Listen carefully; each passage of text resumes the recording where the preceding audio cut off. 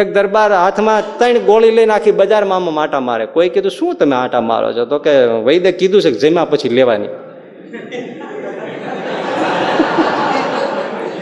તે લઈ લ્યો ને, પણ જમવાનો મેળ પડે તો લઉં ને. પણ એ પૈસો એવો છે ને એ નથી છૂટતો. જેમ જેમ આવે ને મુઠ્ઠી ટાઈટ થતી જાય. અને તમે કોઈ વસ્તુ હાથ ન જાઓ, તમે ટાઈટ કરી રાખો, ટાઈટ કરી રાખો, આમને ટાઈટ કર્યા જાઓ, કર્યા રાખો, પછી શું થાય? આ બધા હાંધા દુખે ને. પછી આ પૈસાવાળા એટલે હેરાન થાય છે. કસકસાવીને પછી મને આ દુખે છે, મને આ દુખે છે, મને આ થાય, તે થાય. થાય જ ને, પકડ્યું જ છે એ રીતે. ગોળ અંધારે ખાવ કે અજવાળે ખાવ, ગળ્યો લાગે ને લાગે. ગાળ્યો દેતા દેતા ખાવ કે દાંત કાઢતા કાઢતા ખાવ, ગોળ ગળ્યો લાગે ને લાગે. અરે જીભ મમળાવીને ખાવ, વાલથી ખાવ કે દાંત ભરાવીને ખાઈ જાઓ, પણ ગોળ ગળ્યો લાગે ને લાગે. કોઈ પ્રેમથી મોઢામાં આવે કે ઘા કરીને મોઢામાં નાખે તોય ગોળ ગળ્યો લાગે ને લાગે. અરે ગોળ સોનાની વીટી જેવો હોય કે કાળો કીટોડા જેવો હોય, ગળ્યો લાગે ને લાગે. દેખતો માણસ ખાય, 2 આંખે આંધળો ખાય તો ગોળ ગળ્યો લાગે ને લાગે. ભગવાનનું નામ એવી રીતે મીઠું લાગે ને લાગે. બળદગાડાની નીચે કૂતરું હાલ્યું જતું હોય તો કૂતરાને એમ થાય કે આ બળદગાડું હું ઉપાડું છું. હકીકતમાં તો બળદ ઉપાડતા હોય. એમ શાસ્ત્રી કે છે ઈશ્વરલાલ કે આખો સંસાર જીવ પ્રાણી માત્ર નહીં, નાના કીટ ભૃંગનું પણ હાથીને હારો, દેડકાને ગારો, આપે દ્વારકા વાળો બધું ભગવાન કરે છે. જીવ માનીને બેઠો છે કે આ બધું હું કરું છું. ધંધુકામાં એક બ્રાહ્મણ પરિવાર ને એને ત્યાં એક દીકરાનો જન્મ થયો અને બ્રાહ્મણ જોગું નામ પાડ્યું બાલકૃષ્ણ. વૈષ્ણવ વિચારધારા, બાલકૃષ્ણ નામ પાડ્યું. છોકરો 2 વર્ષનો થયો અને એ છોકરાના બાપ જીવલેણ માંદગીમાં બીમાર પડ્યા. ઘરમાં સંપત્તિ ખરી, ઘરેણા રોકડ આ બધું ખરું. એટલે એ છોકરાના બાપની ઔષધિ કરાવવામાં પૈસા તો ખૂટી ગયા, ઘર વખરી વેચાઈ ગઈ, ઘરેણા ગાંઠું વેચાઈ ગયું, સાવ દરિદ્રતા આવી ગઈ. કોઈ પણ રીતે દવા કરીને સાજા કરવાની તમન્ના તો ગ્રસ્તને હોય જ. ઘરવાળી હતા ને એને પોતાના ઘરેણા માત્ર વેચી નાખ્યા ઔષધમાં, બધું ખર્ચાઈ ગયું, છેવટી બચ્યા નહીં અને એનું અવસાન થયું. આ બિચારો નાનું બાળક, એની મા ઉપર જવાબદારી આવી. એની વૃદ્ધ દાદી, 3 પરિવારમાં રહ્યા. છોકરાની જવાબદારી, ઘરની જવાબદારી ઓલી છોકરાની મમ્મી ઉપર જ આવી. એ ઘરના કચરા પોતા કરે, કોઈ અનાજ દળણા કરે, કોઈ વાસણ કુસણ માંજે, એ બધા કામકાજ કરે, છોકરાને મોટો કરે. હવે જે જવાબદારી છે એ તો કરવી જ પડે. એના પિતા તો 2-2.5 વર્ષનો છોકરો મૂકીને જતા રહ્યા. ઘરના કામ કરે, છોકરાને ધીમે ધીમે મોટો કરે. યથાશક્તિ છોકરાને ભણાવ્યો, છોકરો મોટો થયો, જુવાન થયો. પણ માં રાત દિવસ મજૂરી ને આવું બધું કરતી હોય એટલે સહેજે જ છોકરા જુવાન હોય તો એને થાય કે માં કાળી મજૂરી કરે છે તો હું ભણવામાં ક્યાં સુધી તૂટું, પાછી પાત્ર નોકરીમાં લાગી જાઉં જેથી માને સહાય થવાય. એટલે પોસ્ટ ઓફિસમાં પટાવાળા તરીકે નોકરી લઈ લીધી. એ દરમિયાન એના લગ્ન પણ થયા. માંડ ઘરના 2 છેડા પૂરા થતા હતા. પણ હવે નસીબના વાંકા હોય ને એના પછી કંઈ બહુ સરખું હાલે નહીં. એક સાંધે ત્યાં 13 તૂટે એમ કહે છે ને. માંડ જરી ખરખું થયું અને માને એ બધા દાદીને એમ થયું કે હાય હવે છોકરા કામ કરતો થયો છે તો હવે ઠરીઠામ થશે ધીમે ધીમે. ત્યાં નોકરી છૂટી ગઈ. સગાવાદને લીધે ગમે તે કારણોસર બીજાને રખાયો ને આમને કાઢી મૂક્યા. વળી પરિવાર અનાથ થઈ ગયું. ખૂબ ધંધુકામાં રખડ્યા પણ ક્યાંય કાંઈ મેળ પડે નહીં. થયું કે ભાગ્ય અજમાવા હવે હું અમદાવાદ જાઉં. અમદાવાદ આવ્યા. બધે રખડ્યા પણ ક્યાંય નોકરી મળે નહીં. ખાવાના ફાંફા થવા માંડ્યા. 2-5 રૂપિયા ઘરેથી લાવ્યા છે એ ખાવા પીવામાં વપરાઈ ગયા, ખીસું થઈ ગયું ખાલી. જુવાન ભૂખ્યો છે 2 દિવસ ને 2 રાતનો, પણ ક્યાંય 1 પૈસાની મજૂરી મળતી નથી. થાકીને પછી જિંદગીથી હારી જ જાય ને માણસ. ઘરે વૃદ્ધ દાદી છે, બા છે, એની ઘરવાળી છે. એમાં એક મજૂર પોટલું લઈને નીકળ્યો. આને એમાંથી વિચારનો ઝબકારો સ્પાર્ક થયો કે પછી આ પોટલા ઉપાડે છે તો મારે પોટલા ઉપાડી શકાય, એટલે મજૂરીનું કામ લઈ લઉં એમ માને રેલવે સ્ટેશન ઉપર આવ્યો. રેલવે સ્ટેશનમાં બધા પોટલા ઉપાડતા જ હોય, અને ત્યારે આવું નહીં હોય કે રિઝર્વેશન થયેલા કુલીઓ ને એવું બધું હોય, નોંધણીનો ને એવું ના હોય, હાવ મજૂરી કરે. એ રેલવે સ્ટેશન ઉપર પોટલા ઉપાડવાનું કામ સ્વીકારી લીધું. પણ પહેલો દિવસ ને આ હજી હાવ ભૂખ્યો, 2 દિવસનો 2 રાતનો ભૂખ્યો, અને શરીરનો એક વળિયો બાંધો, ફૂક લકડી શરીર, અને એમાં ભૂખ્યો તરસ્યો, કામ તો થાય નહીં.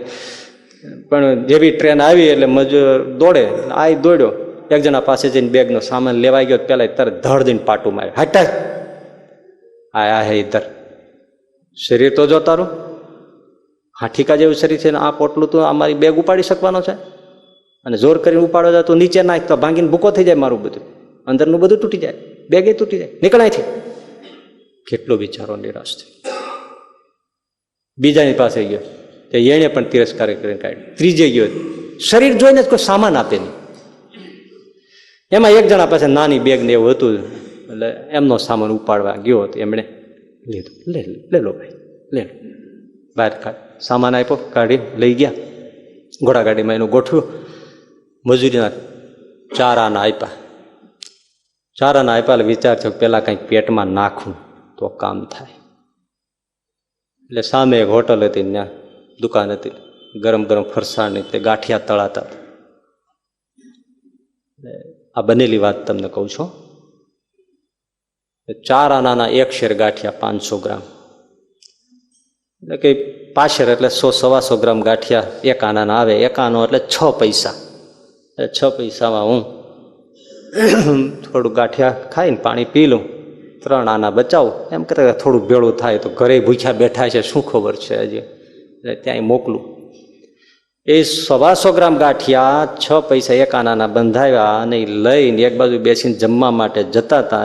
ત્યાં સામે ફૂટપાથ ઉપર એક લંગડો વૃદ્ધ સાધુને જોયો. એ ભૂખ્યો, એનો હાથ આમ થઈ ગયો, આનેથી કહો આને તો ભગવાને પગે નથી દીધા, અને પાછો સાધુ, અને એ ભૂખ્યો છે તો મારે એને દેવું જોઈએ. એ ગાંઠિયા એને દઈ દીધા. લ્યો બાબા તમે ખાઓ.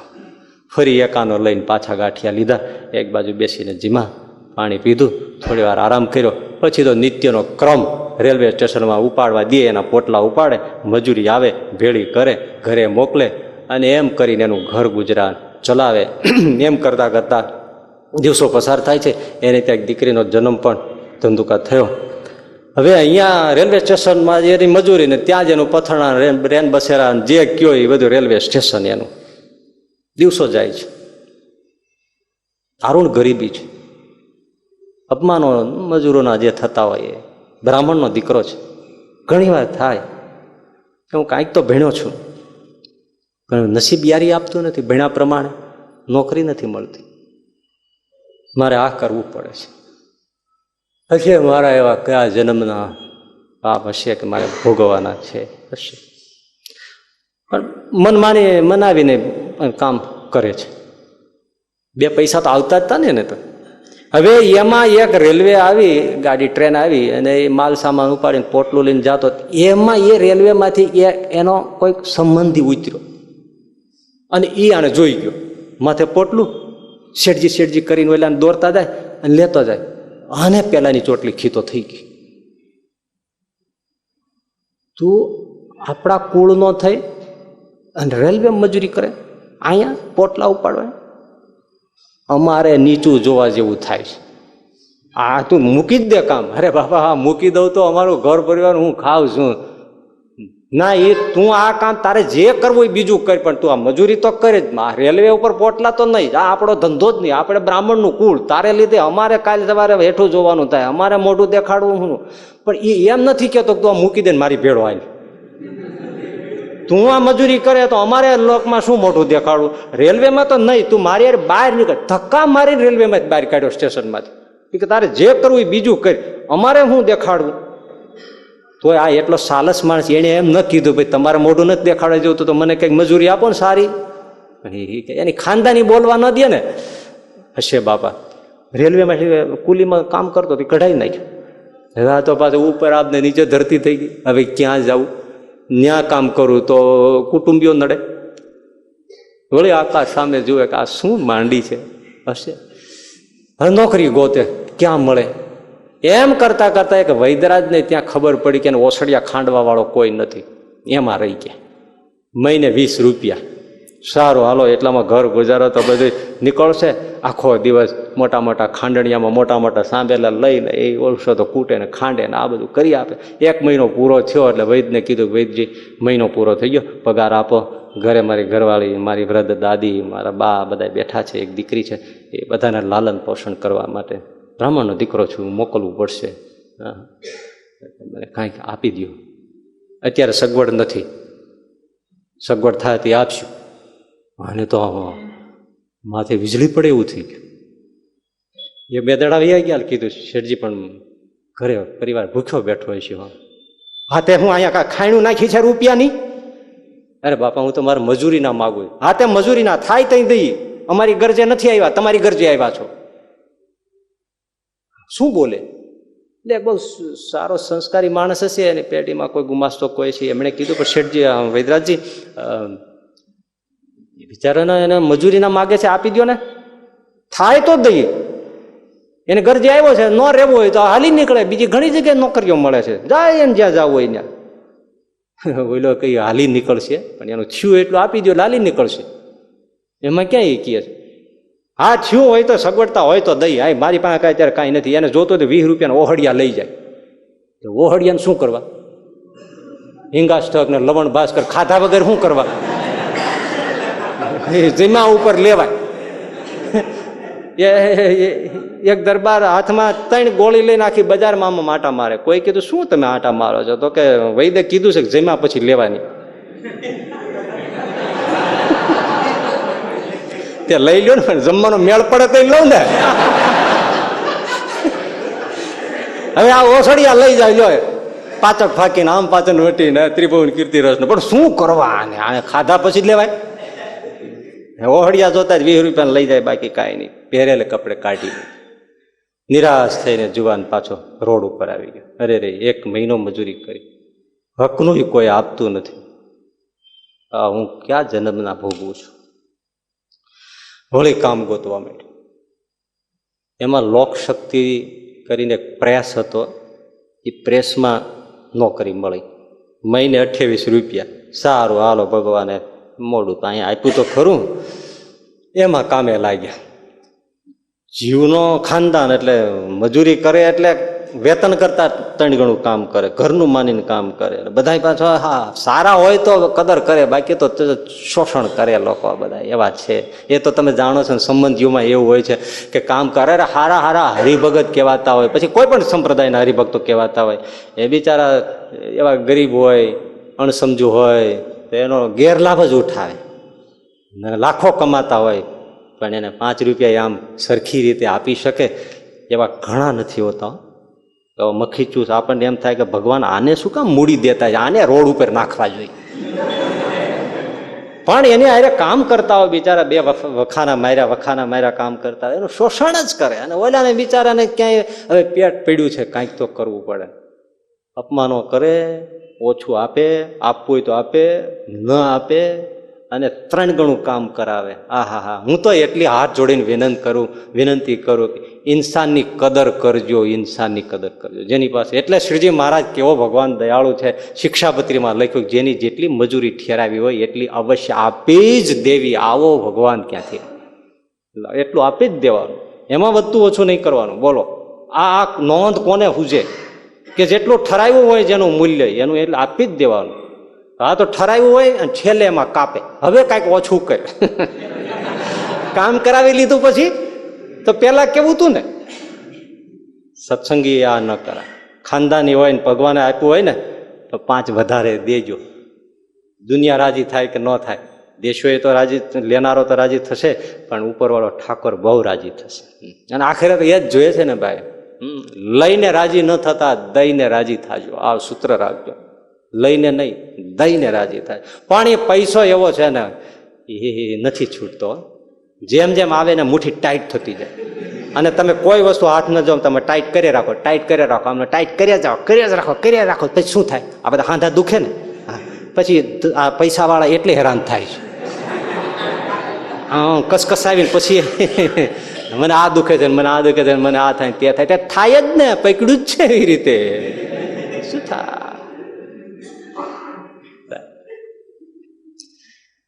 લોકશક્તિ પ્રેસમાં રહ્યા, કામ કરે દિલ દઈને, 28 રૂપિયા મહિને પગાર, વ્યવસ્થિત રીતે કામ ચાલે છે.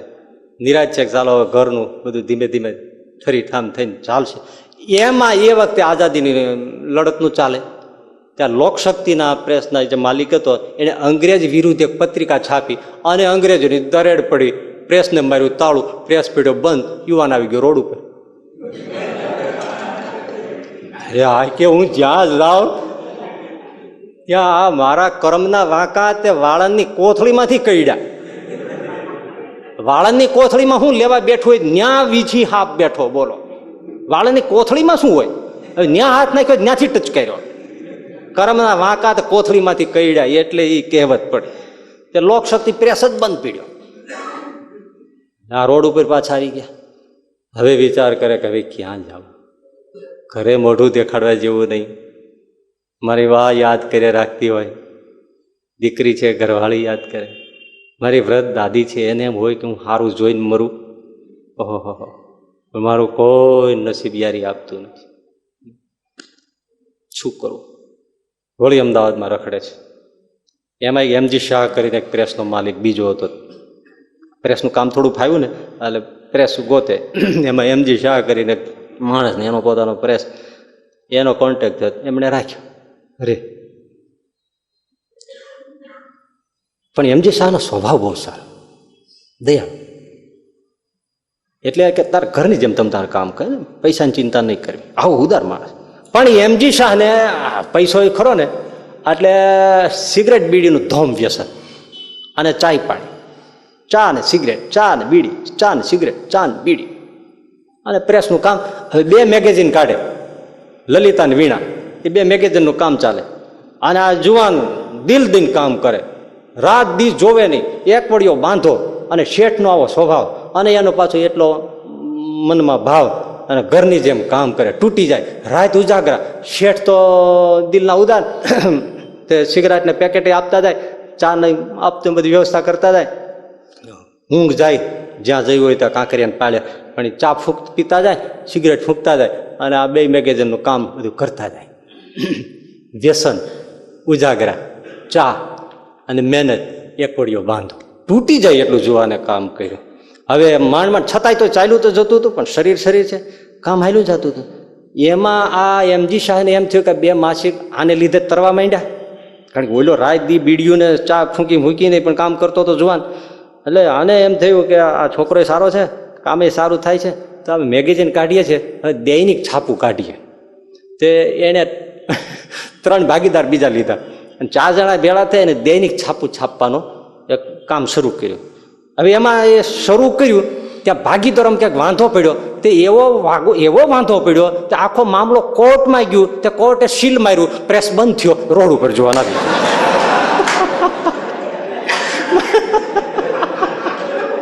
એક નગદ વાત છે તમને. એટલે આમાંથી ઘણું બધું તમને જાણવા મળશે કે આ કર્મના વાંકા હોય ને શું થાય એમ. હા, બધા ધ્યાનથી સાંભળજો બાપલો. આ બધું થતું હોય ને ત્યારે આવું જ થાય. જ્યાં જાય ત્યાં બોલો.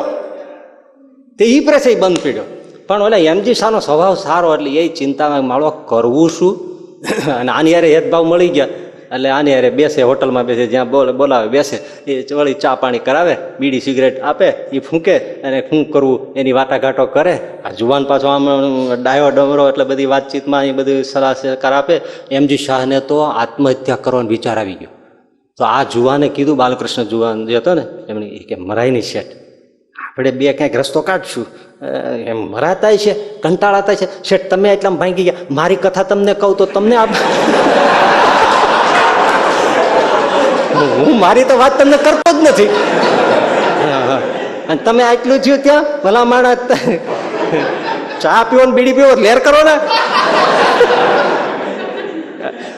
પણ આને કઈ બીજી મજૂરી તો રહી નહીં. એટલે ફરીથી પછી વડીલોની એસી તૈસી કરી અને રેલવે સ્ટેશન ઉપર પોટલા ઉપાડવા માંડ્યા. કરવું જ પડે, એ કામ કરે અને નવરા પડે. શેઠ બોલાવે ત્યારે વળી પાછા કોઈ હોટલમાં બેસે, ચા બીડીયું ફૂકે, કાંઈક વાટાઘાટો કરે, કાંઈ રસ્તો નીકળે એના માટે બે મસલો તો કરે. પણ એક તો શરીર એવું ઉજાગરા કામ પણ ઘણા વખત કર્યું. રેલવે સ્ટેશનમાં પોટલા ઉપાડવાના અને સાથે બીડી સિગરેટ ને ચા ફૂંકવાના. તે બીમારી કાંઈક જણાણી, તાવ જણાણો, કફ શરદી મંડી લાગવા. એટલે પછી આને એમ થયું કે હું કોઈ વૈદ ડૉક્ટરને બતાવું. શરીર હાવ હાડકો ગળતા જાય છે તો કાંઈક વૈદની પાસે દવા તો લઉં, શું છે એમ. એટલે યા જુવાન બાલકૃષ્ણ એ ડૉક્ટરને બતાવવા ગયા. ડૉક્ટર કીધું આવો સુઈ જાઓ. સુતા નામ જઈને જોયું, અરે તારી ભલી થાય, કેટલા વર્ષ થયા? તો કે 30. બીડીયું બહુ ફૂકી છે. હા બાપા, બીડીયું સિગરેટ તો બહુ ફૂકી, ચાય બહુ ઢીચા છે. હા એ તો બધા બહુ ઢીચા, શરીર તોડી નાખ્યું છે. એ વાત હાવ સાચી છે. તને 3rd સ્ટેજમાં ક્ષય ટીબી છે, 6 મહિનાનો મહેમાન છો. કહેતો અત્યારથી ડેથ સર્ટિફિકેટ લખી દઉં. આને તો ચક્કર આવ્યા, પડતા પડતા રહી ગયા. સામે પત્ની દેખાય, એની દીકરી દેખાય, વૃદ્ધ માં દેખાય, દાદી દેખાય. અરા એ વખતે ઈલાજ નહોતા ક્ષયના ટીબીના, કોઈ ઈલાજ ન થાય, મરવાનું નક્કી. કોઈ લોકો ડેથ સર્ટિફિકેટ લખી દો, 6 મહિના છે હવે ઉપર નિવાસ છે.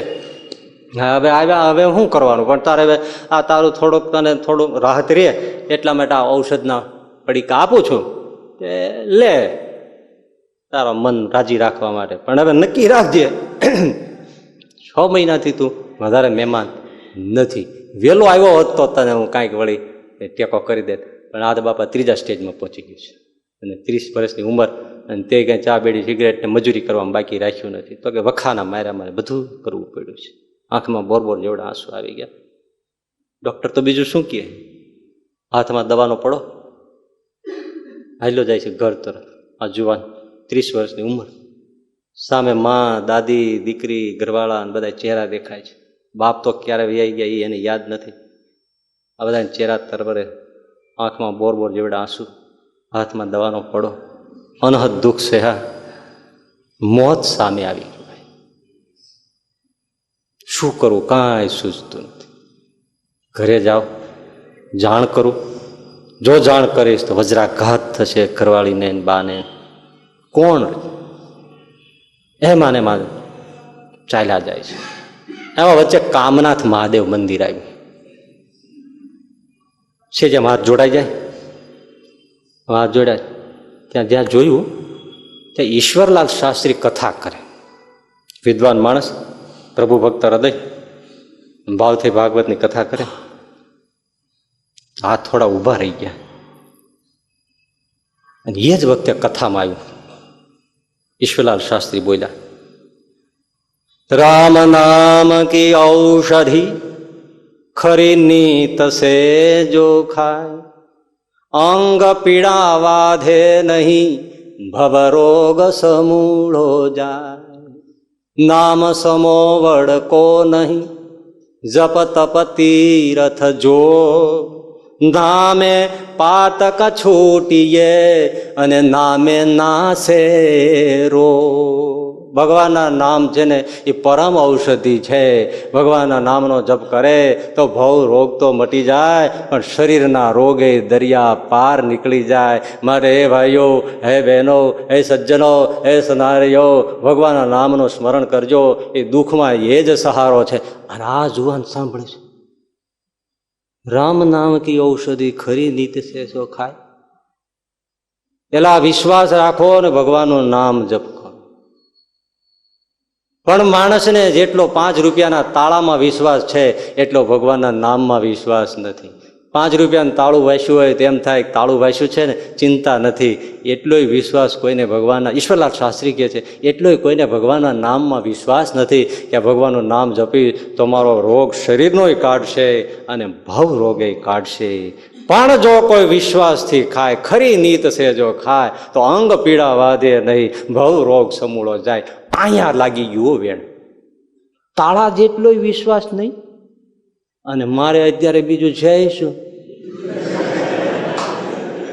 ભવ રોગ તો મારે કાંઈ મટાડવો નથી, પણ આ રોગ મટે તો હા, તો હું શા માટે રામ નામ જપ ના કરું, ભજન ના કરું? વૈષ્ણવી સંસ્કાર મનમાં થઈ ગયું, મનોમન ઈશ્વરલાલ શાસ્ત્રી આપણો ગુરુ, અને આજથી ભગવાનનું કૃષ્ણનું હે કૃષ્ણ એ આપણો જપ કરી જોઈએ. જાતું તો કાંઈ નથી, બસ શાસ્ત્રી બાપાએ કીધું છે, મનોમન ગુરુ ધાર્યા છે, શિવ જેવું મંદિર છે, ભાગવત જેવી કથા છે, અને મારા જેવો રોગ એવો બીજા કોને રોગ છે? કરવા દો નામ જપ. હરે કૃષ્ણ જપ કરે છે ભાઈ. મોકો મળી જાય બેસી જપ કરે. પણ જપ છે ને ભાઈ, ગોળ અંધારે ખાવ કે અજવાળે ખાવ, ગળ્યો લાગે ને લાગે, ગાળ્યો દેતા ખાવ કે દાંત કાઢતા ખાવ, ગોળ ગળ્યો લાગે ને લાગે. અરે જીભ મમડાવીને ખાવ, વાલથી ખાવ કે દાંત ભરાવીને ખાઈ જાઓ, પણ ગોળ ગળ્યો લાગે ને લાગે. કોઈ પ્રેમથી મોઢામાં આવે કે ઘા કરીને મોઢામાં નાખે, તોય ગોળ ગળ્યો લાગે ને લાગે. અરે ગોળ સોનાની વીટી જેવો હોય કે કાળો કીટોડા જેવો હોય, ગળ્યો લાગે ને લાગે. દેખતો માણસ ખાય, બે આંખે આંધળો ખાય, તો ગોળ ગળ્યો લાગે ને લાગે. ભગવાનનું નામ એવી રીતે મીઠું લાગે ને લાગે.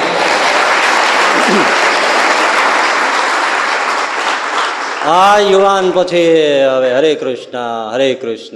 કૃષ્ણ કહે છે. જપ કરતા થોડા જ દિવસમાં શાંતિ લાગી. મારું ભજનમાં સુખ તો છે હો, ભજનમાં સુખ છે. મન ભજનમાં વળ્યું. ભલે મજૂરી થાય, જેટલી થાય, દવા થાય, જે થાય કરશું, પણ સુખ છે. રોજ કથામાં આવવા માંડ્યા, રોજ બેસે. થોડા દિવસો આવી રીતે પસાર થયા, ત્યાં વળી પાછું કથામાં આવ્યું. હું કરું એ જય જ્ઞાનતા, આ શકટનો ભાર જેમ શ્વાન તાણે, સૃષ્ટિ મંડાણ છે સર્વ એણી પેરે. એ તો જોગી જોગેશ્વરા કોક જાણે, હું કરું એ જ અજ્ઞાનતા. બળદગાડાની નીચે કૂતરું હાલ્યું જતું હોય તો કૂતરાને એમ થાય કે આ બળદગાડું હું ઉપાડું છું. હકીકતમાં તો બળદ ઉપાડતા હોય. એમ શાસ્ત્રી કે છે ઈશ્વરલાલ કે આખો સંસાર જીવ પ્રાણી માત્ર નહીં, નાના કીટ ભૃંગનું પણ હાથીને હારો, દેડકાને ગારો, આપે દ્વારકા વાળો, બધું ભગવાન કરે છે. જીવ માનીને બેઠો છે કે આ બધું હું કરું છું.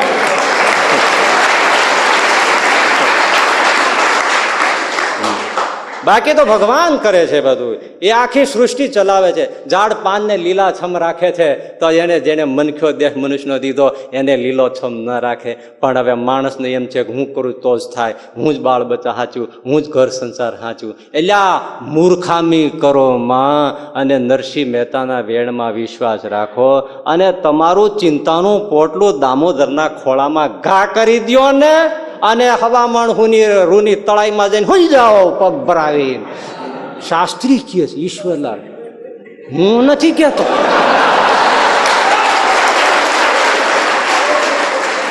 આને પેલો જુવાન સાંભળે છે. હરે કૃષ્ણ કર્યું, અને શાસ્ત્રી બાપાની વાત માની તો શાંતિ થઈ. તો હું કરું, હું આમ કરું, હું આમ બુદ્ધિ લડાવું, હું આમ લડાવું, તો આમ થઈ જાય. 2 આંકડા ભેળા થાય, 3 આંકડા છૂટી જાય. એ તું કરીમાં. આ બધું ઠાકોર કરે છે. ચિંતા કરોમાં પોટલું એને દઈ દો. અર્જુનની જેમ સર્વધર્માન પરિત્યજ્ય મામેકમ શરણમ વ્રજ અહમ ત્વામ સર્વ પાપેભ્યો મોક્ષયિષ્યામિ મા શુચ. હે અર્જુન, તું પાપની કાંઈ ચિંતા કરીમાં. આ બાપ બેઠો છે સામે, એને શરણે થઈ જા, તારા પાપ બાપ બધા ગયા. ચિંતા જ કરતો નહીં, એને શરણે થઈ જાઓ. અને જુવાનને થઈ ગયું, હું આ જ કરું છું કે હું નહીં હોય તો શું થાય છે, હું કરું મજૂરી તો થાય, આ બધું હું જ કરું છું. ભગવાન કરે છે શાસ્ત્રી બાપા કે સીધા જ ઉપડ્યા સારંગપુરમાં આવેલો રણછોડરાયનું મંદિર, ત્યાં જઈને રણછોડરાયના ખોળામાં ઢગલો જઈને આ જુવાન પડી ગયો. હે દ્વારિકાનાથ, હે રણછોડરાય, સાંભળજે હો પ્રભુ, આજ તારે શરણે આવ્યો છું. હું જેવો છું એવો, તું મારો બાપ છો ને હું તારો દીકરો છું. આજથી મારું પોટલું તું સંભાળજે. હવે ચિંતા કરે બીજું. વિચાર કરો, એને કઈ ભાતીની શરણાગતિ લઈ લીધી. ચિંતા કરે એ હવે બીજો.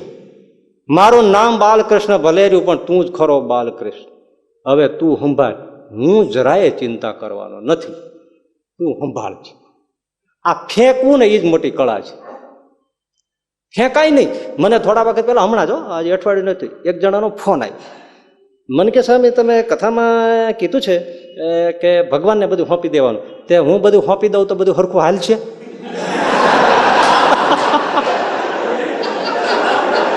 રિયલ હો, હા ફોન આવ્યો.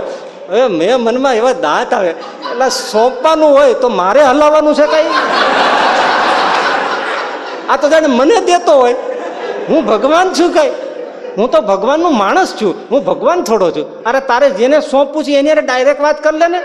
છાતી હોય તો કે હું આ પોટલું નાખું છું, મરદ થાય છે તું. હું તો જેવો એવો છું પણ તું ખાનદાન થાય છે. હા, પોટલું એની આગળ નાખવાનું, અને નાખ્યા પછી થાશે કે નહીં એમ હોય? એ નાખ્યું કેવાય? એ નાખ્યું કેવાય? એ પોટલું નાખ્યું, છેડો પતંગમાં રાખ્યો. હા, પોટલું નાખ્યું તો છેડો એને પાસે એવું લાગે તો છેડો લઈને પોટલું ખેંચી લેવાનું. આ તો ચાલાકી કહેવાય યાર. પોટલું નાખ્યું એટલે નાખ્યું, ગોળો ને ગોફણ બે, તારે સાચું સાચું. મરવાની તૈયારી હોય ને તો આ થાય, કરી જોવે તો ચમત્કાર થાય. અને આણે ભાઈ જે ભાવથી નાખ્યું રણછોડરાયના ચરણમાં, હળવો ફૂલ થઈ ગયા. ચિંતા કરી બીજો, હરે કૃષ્ણ હરે કૃષ્ણ હરે કૃષ્ણ. મજૂરી થાવી થાય ન થાય એ ચિંતા મૂકી દીધી. હું પોટલા ઉપાડું, મળે તો ઉપાડું, ન ઉપાડું.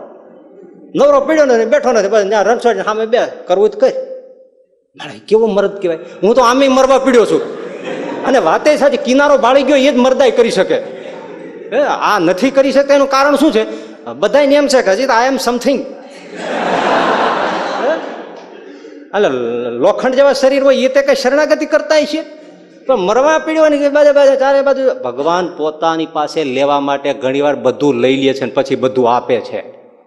પણ એની પાસે આપણે જેમ હાવજને પકડવો હોય કે કોઈ શિકારને પકડવો હોય તો શિકારી બધી બાજુથી બંધ કરીને એક જ દ્વાર રાખે ને પછી ફાંસલો ફસાવે ને, એમ ભગવાનને આપણા ઉપર જયારે હેત હોય ને ત્યારે બધા બારણા બંધ કરીને એક બારણું ખુલ્લું રાખે છે.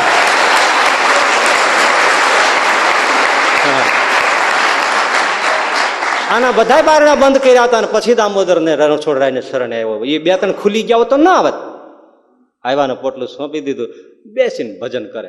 પણ ભાઈ ચમત્કાર, પોટલું ફેંક્યું, આ કોઈનો ભાર ન રાખે મુરારી, વ્યાજ સહિત આપે ગિરધર. હા, વ્યાજ સહિત આપે, ભાર જરાય ન રાખે. એક 25 પૈસા આપ્યા હોય તો એને વ્યાજ સહિત ગણીને તમને આપી દે, એવો હિસાબી.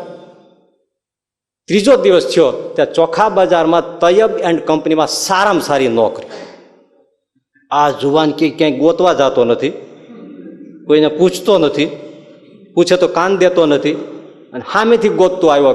તૈયબ એન્ડ કંપનીમાં તમારે નોકરીમાં રહેવું હોય તો હેન્ડો હાથ પકડીને લઈ ગયો. હા, એને કર્યું તો જાઓ, હું કોઈને પૂછવાનો નથી.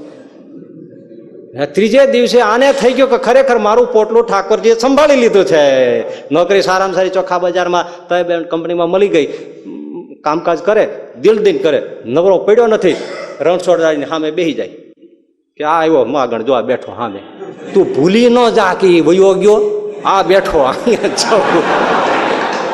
જ છું, ક્યાંય ગયો નથી. હા, તને એમ નજરમાં નિહળી ન જાવ એમ. બેઠા બેઠા ભજન કરે.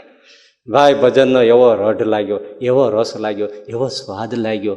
થોડા દાડા થયા ને રોગ ક્યાંય ગયો, ક્ષય 3rd સ્ટેજનો, વગર દવાઈ. હા, ક્યાંય ગયો, જુવાનને ખબર ન પડે. અને લાલ રાતે રાણ જેવું શરીર થવા માંડ્યું, શરીરનું વજન વધવા માંડ્યું. આ કહેલા એ શાસ્ત્રી બાપાની સાવ સાચી વાત છે. વગર દવે, વગર ઓહળીએ, પૈસાનો ખર્ચ વગર, કાંઈ નહીં.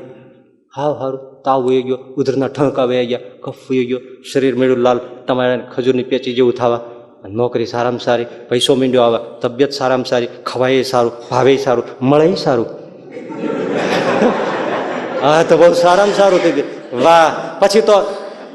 પછી આજુબાજુ કોઈ ભજન મંડળી બેસતી હોય એ રાતે એમાં જાય, રાગ સારો, ભજન ગાય, લોકો ઝીલે, સામેથી ઓફર આવે, બાલકૃષ્ણ તું જ ગવડાય. અને બાલકૃષ્ણ જુવાન ઊભો થઈ, હાથમાં કીર્તાલ રહી અને કીર્તન કરે. પણ એમ કરતા કરતા કરતા પોતામાં છુપાયેલો ભાવ એ કવિતા રૂપે વહેવા માંડ્યો, પોતે જ કીર્તનો બનાવવા માંડ્યા અને પોતાના બનાવેલા કીર્તનો પછી ગવડાવે અને એના ઉપર થોડી વ્યાખ્યા આપે. લોકોને બહુ રસ પડે કે તમે જ કીર્તન કરાવો, તમે જ ઊભા ઊભા થઈને નાચ નચાવો અને કૃષ્ણની તમે ઉપદેશ આપો અને કીર્તનો રચો ને ગાઓ. અને ગવડાવવા માંડ્યા, લોકો ઝીલવા માંડ્યા, કથા સાંભળવા માંડ્યા. જોત જોતામાં આખા ગુજરાતમાં એ પંકાઈ ગયો અને એ બીજો કોઈ નહીં, પુનિત મહારાજ પોતે.